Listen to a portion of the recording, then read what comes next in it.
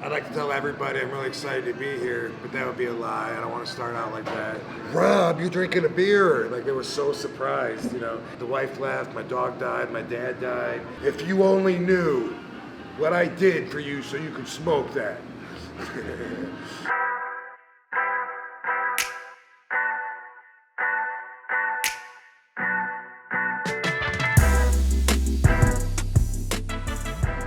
2010-ish, like I went so many years without drinking, and also because I was such an advocate for cannabis, that position made me prejudiced against beer because I was always telling people, but you know what this causes? Car crashes, and you know how many deaths, and I was always comparing it.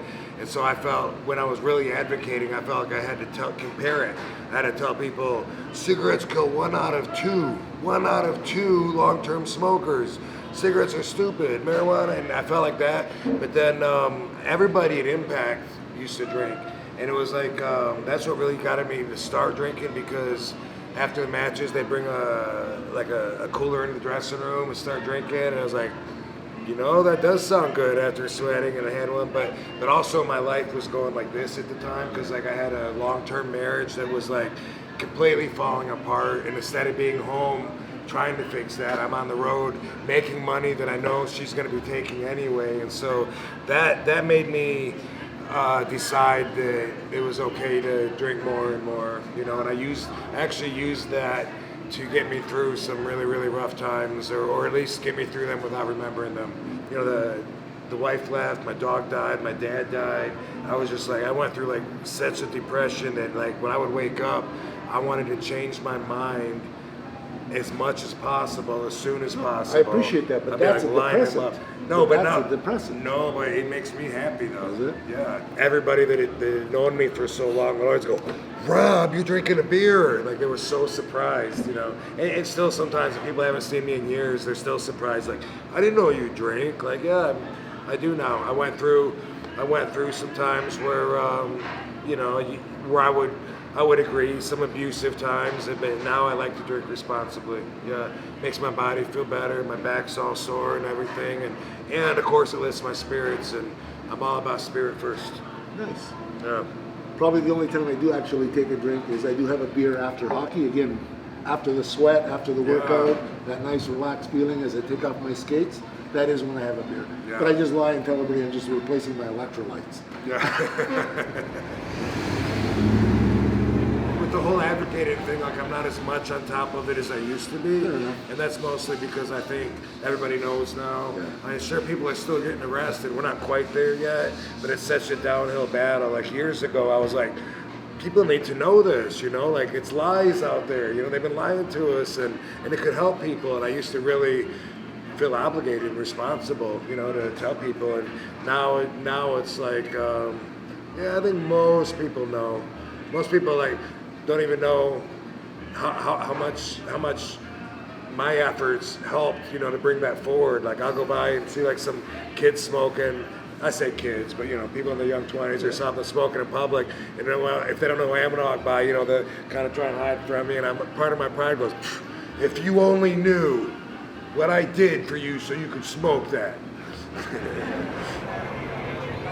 One thing that really got me way back in the day, like my ex-wife, she was a cancer patient, and she was at City of Hope in California, where you know, she'd had the chemo.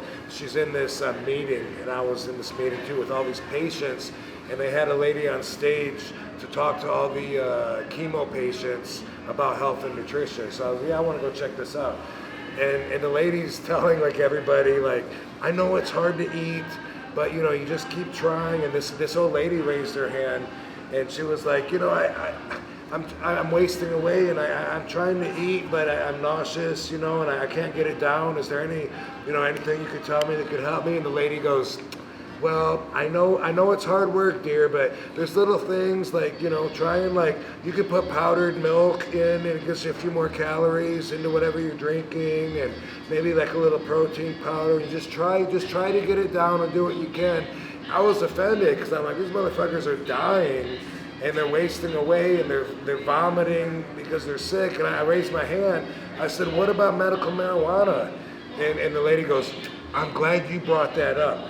We're not allowed to bring that up, but since you brought it up, yes. And then she tells the people, a lot of patients have gotten benefits from marijuana. It can help, with your nausea. It can help stimulate your appetite, overall comfort, this and that.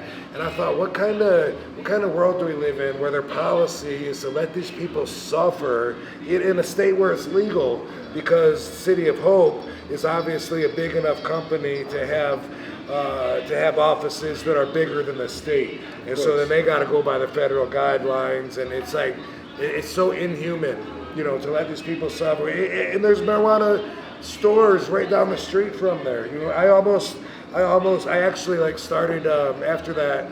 I started looking into how I could get in on the board meetings to help introduce this, and I was going to try and open up a place across the street. And my plans didn't go that far before I got distracted, but I thought that's just so wrong and so evil. It made me sick. It made me sick to know if I didn't bring that up, that their policy is to just let everybody suffer and die, and not even mention to them this might help. Just knowing what we know about it, I mean, it really can benefit a lot of people, and a lot of people are afraid of it based on lies or based on unnecessary fear. And so the more people know and can make an educated choice, a lot of people will find that the quality of their life will be improved. And just knowing that, I feel like it's so evil to keep that from them. Well, the worst case scenario is if you're getting high because you're smoking a joint, you're going to let people do whatever they want because you're going to just sit in your spot and enjoy your buzz. A lot less aggressive. The worst downside for sure is the law. Actually, I wouldn't mind getting another one of these first real quick. Yeah.